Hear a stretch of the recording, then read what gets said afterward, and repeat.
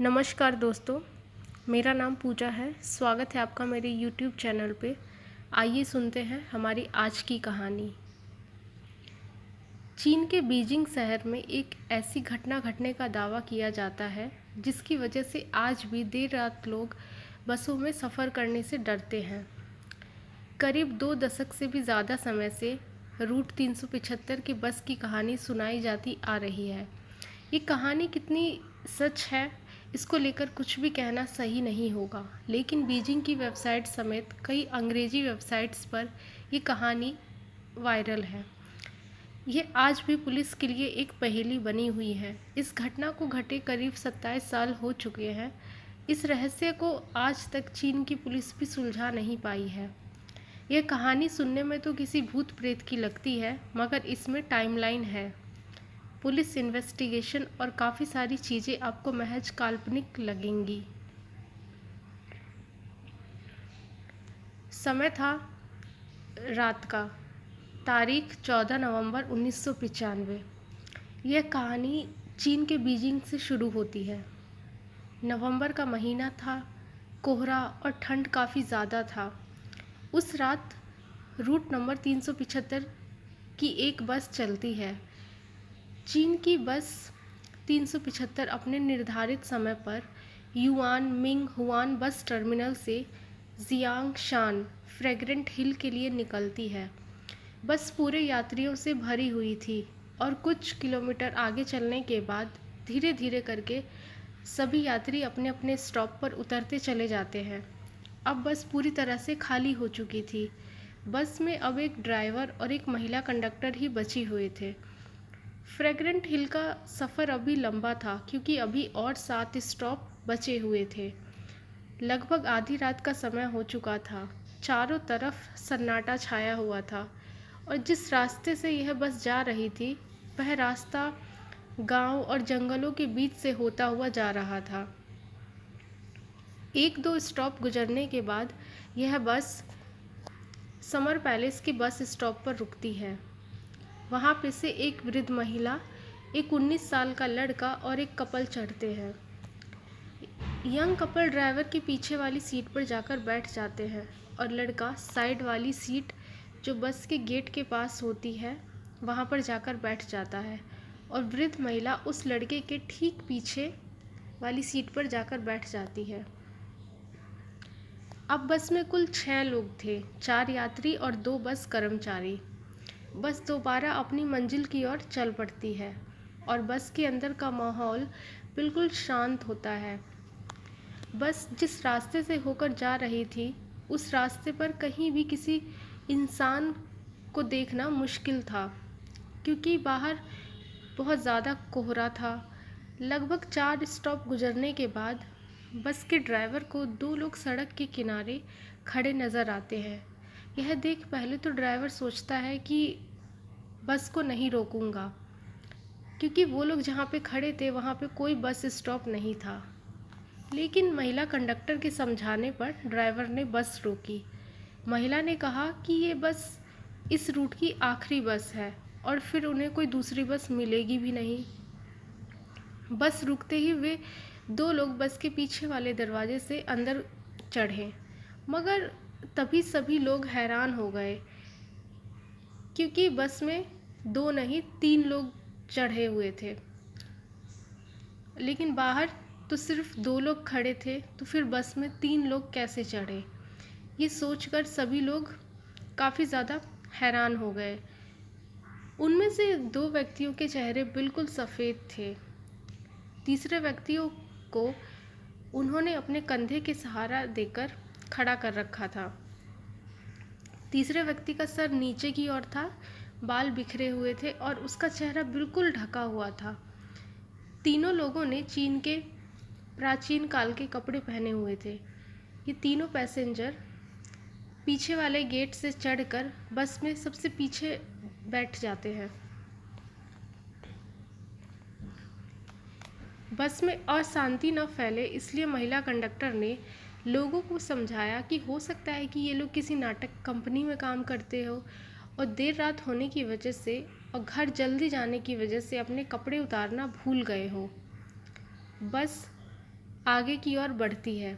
अब बस में कुल 9 लोग सवार थे। बस में पहले से जो एक वृद्ध महिला सफ़र कर रही थी, वो बार बार पीछे की तरफ मुड़कर देख रही थी। जब अगला स्टॉप आता है तो यंग कपल इसी स्टॉप पर उतर जाते हैं। बस नंबर 375 फिर से अपने मंजिल की ओर आगे बढ़ती है। अब बस में कुल 7 लोग थे। अभी भी वह वृद्ध महिला बार बार मुड़कर उन पीछे बैठे हुए 3 लोगों को देख रही थी। वे लोग उसको कुछ अजीब लग रहे थे, मगर बस में मौजूद बाकी सारे लोग अपने आप में व्यस्त थे। महिला कंडक्टर ड्राइवर से बात करने में व्यस्त थी। वृद्ध महिला के आगे बैठा हुआ लड़का बस की खिड़की से बाहर का नज़ारा देखने में व्यस्त था। करीब 2-3 किलोमीटर ऐसे ही आगे जाने के बाद वृद्ध महिला जोर से चिल्लाती है और अपने आगे बैठे हुए लड़के को एक तमाचा लगाती है और बोलती है कि कहाँ है मेरा पर्स। यह सुनकर महिला कंडक्टर वृद्ध महिला के पास आती है और कहती है कि आपका पर्स इसने नहीं चुराया, यह तो आपके आगे बैठा हुआ है। लड़के ने भी यही बात वृद्ध महिला को समझाई, मगर वृद्ध महिला अपनी बातों पर अड़ी हुई थी और लड़के को पुलिस के हवाले करने की बात करने लगी। ड्राइवर और महिला कंडक्टर ने वृद्ध महिला को बहुत समझाया, मगर वो नहीं समझी और ड्राइवर को अगले स्टॉप पर बस रोकने के लिए कहा। बस रुकते ही वह वृद्ध महिला उस लड़के का कॉलर पकड़कर घसीटते हुए नीचे उतर गई। बस वापस अपनी मंजिल की ओर निकल गई। अपने साथ हुई इस घटना से लड़का बहुत ज़्यादा परेशान हो चुका था। लड़के ने वृद्ध महिला से बोला, मैंने आपका पर्स नहीं चुराया और आपके गलत इल्ज़ाम की वजह से मेरी यह आखिरी बस छूट गई। अब मैं घर कैसे जाऊंगा?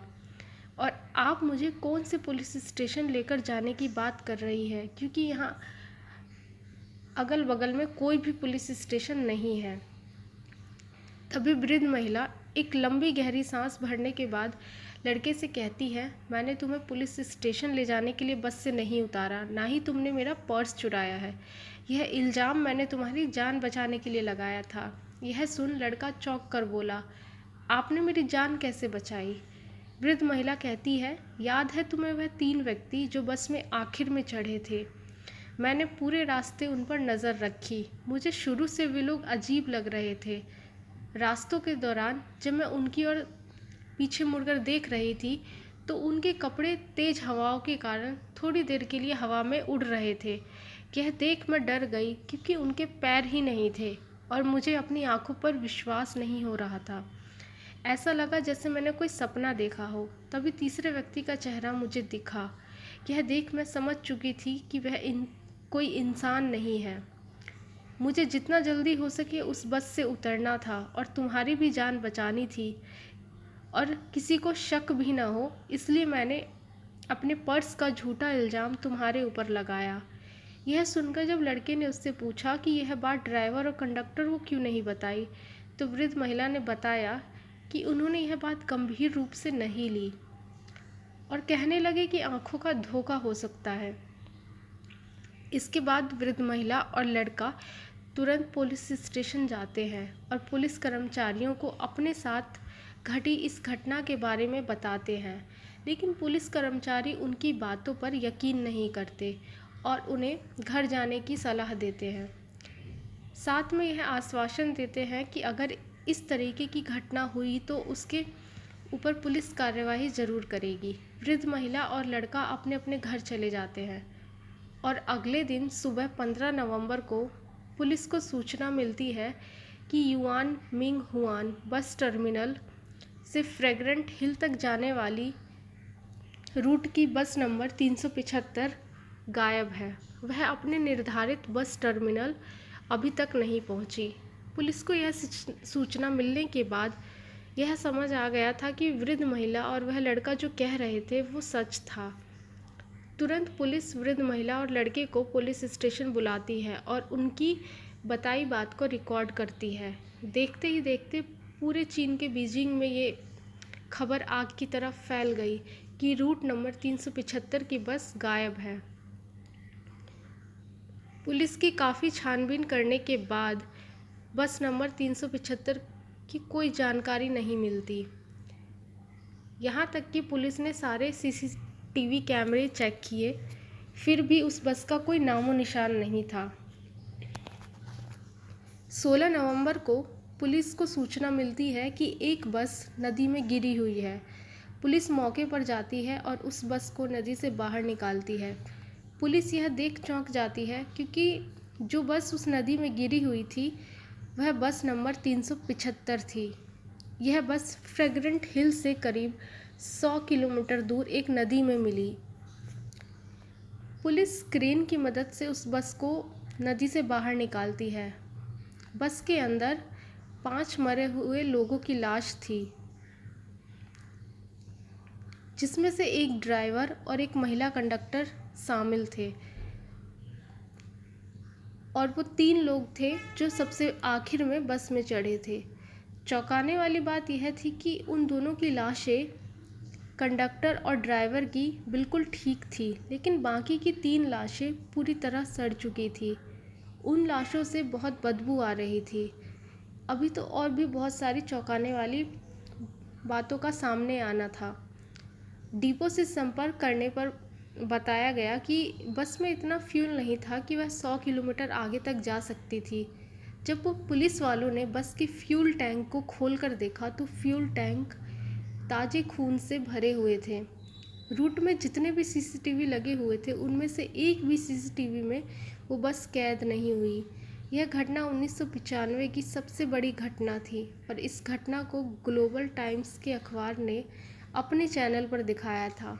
बाल बाल बचे, वृद्ध महिला और उस लड़के को लोग भाग्यशाली समझने लगे, लेकिन सवाल आज भी यही है कि आखिर कौन थे वो 3 लोग? क्या वो इंसान नहीं थे या क्या वो सचमुच भूत थे?